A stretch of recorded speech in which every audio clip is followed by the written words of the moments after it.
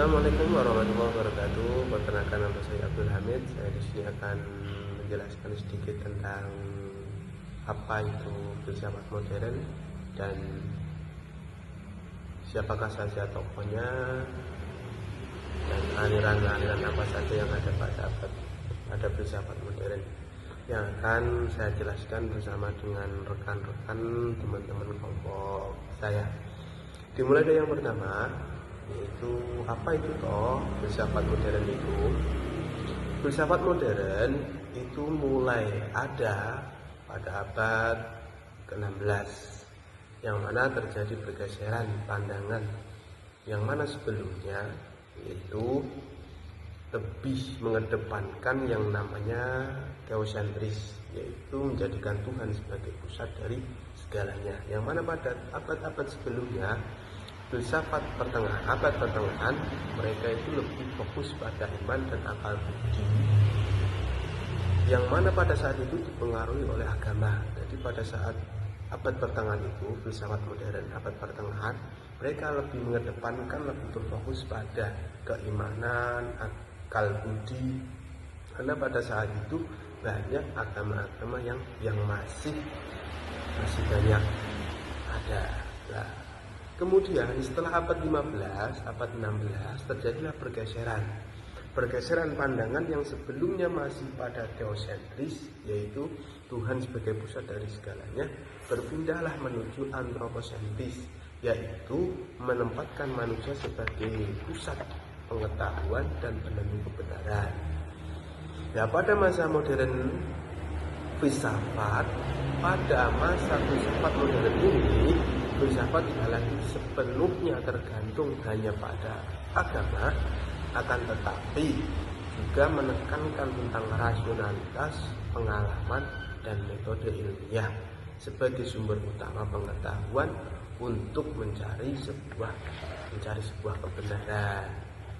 Nah, filsafat modern muncul salah satunya dimulai pada masa Renaissance, yaitu modernitas, dalam artian yaitu modernitas lahir untuk mengeksplorasi dunia dan pengetahuan secara baru, yang mana mengedepankan kemandirian akal dan pengalaman untuk mencari sebuah kebenaran. Salah satu ciri utama filsafat modern yaitu menekankan pada rasionalitas dan individualitas. Itu ciri-ciri utama filsafat abad modern. Nah, para pemikirnya atau para tokoh-tokohnya seperti René Descartes, John Locke, Immanuel Kant, mereka semua berusaha membangun sistem filsafat yang kokoh, yang mana sebelumnya hanya berfokus pada iman dan akal budi. Kemudian mereka mulai berusaha membangun sistem filsafat yang lebih kokoh, yang berlandaskan pada metode baru yang lebih pasti, yaitu yang saya katakan tadi, lebih mengedepankan rasionalitas. Kemudian dengan kata lain, filsafat modern itu lebih menekankan pada kemampuan untuk berpikir secara kritis tentang pandangan hidup, kemampuan untuk berpikir tentang apapun, tentang dunia, dan mandiri dalam memahami dunia. Jadi berpikir kritis, mandiri dalam memahami dunia, yang mana bukan hanya sebatas menerima doktrin, menerima keterangan, menerima pemahaman dari pihak lain. Jadi secara ringkas, filsafat modern itu dapat dipahami sebagai filsafat yang menekankan akan akal budi, pengalaman, kemudian metode ilmiah, yang mana ketiganya ini sebagai dasar untuk mencari sebuah kebenaran.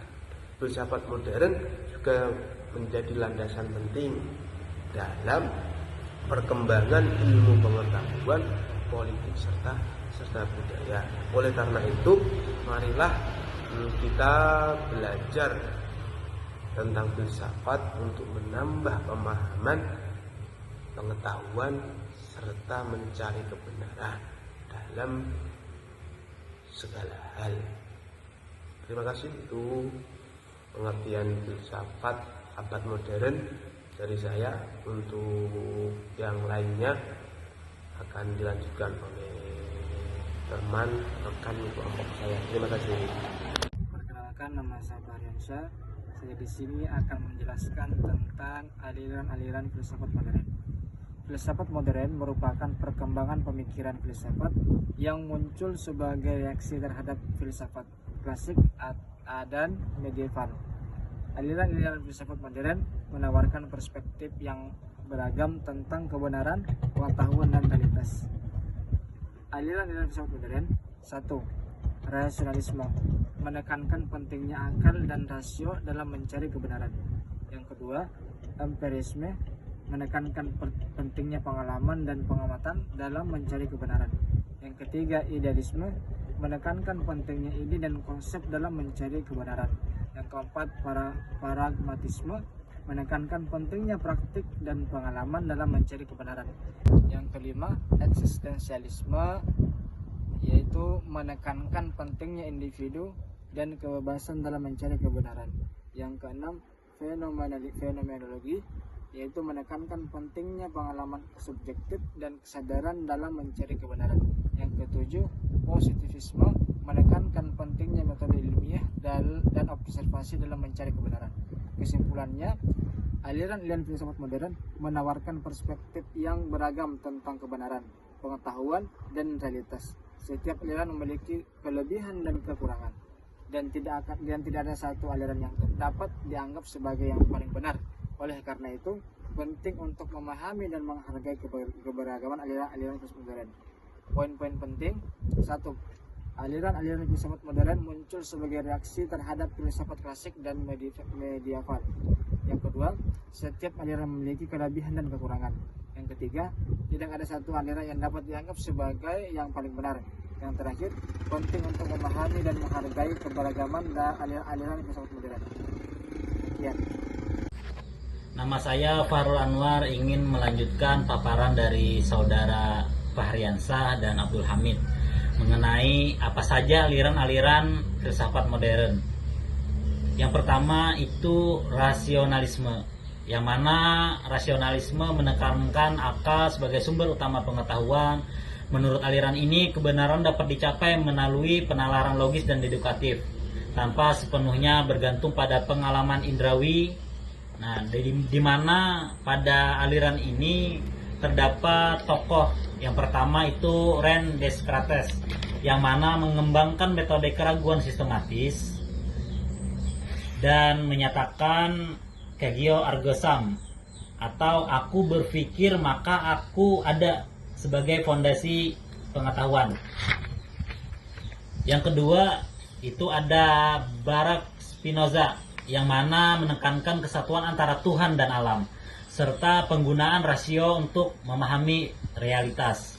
Yang ketiga itu ada Gottfried Wilhelm Leibniz, yang mana memperkenalkan konsep monad sebagai substansi dasar realitas dan menekankan prinsip rasionalitas universal. Yang kedua itu ada aliran empirisme,